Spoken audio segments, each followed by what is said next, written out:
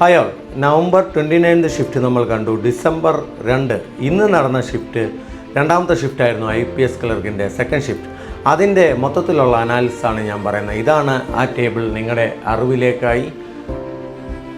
QA ആയിരുന്നു ഏറ്റവും കൂടുതൽ ഡിഫിക്കൽട്ട്. കഴിഞ്ഞ ഷിഫ്റ്റിനേക്കാൾ QA നല്ല ഡിഫിക്കൽട്ടിലേക്ക് വന്നു. റീസണിങ് അത്ര എളുപ്പത്തിലേക്കല്ല വന്നത്. അത് ഈസി ടു മോഡറേറ്റ് ആയിരുന്നെങ്കിൽ ഇവിടെ മോഡറേറ്റ് മാത്രമാണ് വന്നത്. എന്നാൽ ഇംഗ്ലീഷ് കഴിഞ്ഞ ദിവസത്തേക്കാൾ മോഡറേറ്റായി പോയി. അത്രയും അറ്റംപ്റ്റിലേക്ക് ഇംഗ്ലീഷ് വന്നില്ല. GA മാത്രമായിരുന്നു ഒരു ആശ്വാസം. എബവ് 20 കണ്ണുമടച്ച് നല്ലപോലെ അറ്റംപ്റ്റ് ചെയ്തവർക്ക്, നല്ലപോലെ പഠിച്ചവർക്ക് ചെയ്യാൻ പറ്റുന്ന ഒരു ഇതായിരുന്നു. സോ മൊത്തത്തിലുള്ള attempt QA 10 to 14, reasoning 18 to 25, English 23 to 27, GA 17 to 22.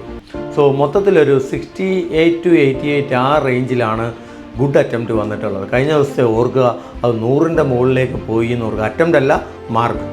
So ഇവിടെ എന്താണ് സൂചിപ്പിക്കുന്നത്? ഇതൊരു ഡിഫിക്കൽട്ട് സെഷനാണ്, ഡിഫിക്കൽട്ട് ഷിഫ്റ്റാണ് വന്നത് കഴിഞ്ഞ ദിവസത്തിനെ അപേക്ഷിച്ച്. ഇവിടെ ആണ് നിങ്ങൾ പ്രതീക്ഷിക്കുന്ന നോർമലൈസേഷൻ നടക്കുന്നത്.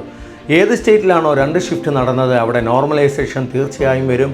നോർമലൈസേഷൻ നടക്കുന്നത് ആരാണോ ഡിഫിക്കൽട്ട് ഷിഫ്റ്റ് അപ്പിയർ ചെയ്തത് അവർക്ക് നല്ല ആക്യുറസി ഉണ്ടെങ്കിൽ അവർക്ക് കൂടുതൽ മാർക്ക് കൊടുക്കുകയും ചെയ്യും. ഡിഫിക്കൽട്ട് അല്ലാത്ത ഷിഫ്റ്റിൽ വർക്ക് ചെയ്തവർക്ക് അവരുടെ നെഗറ്റീവിന് അതുപോലെ മാർക്ക് കുറയ്ക്കുകയും ചെയ്യും. സോ നിങ്ങൾ പ്രതീക്ഷിക്കുന്ന മാർക്കുകളല്ല ഈസി ഷിഫ്റ്റിൽ വരുന്ന സ്റ്റേറ്റ് അപ്ലൈ ചെയ്തവർക്ക്. ഉദാഹരണം കർണാടക, കേരള പോലുള്ള സ്റ്റേറ്റിൽ അത് അപ്ലൈ അല്ല.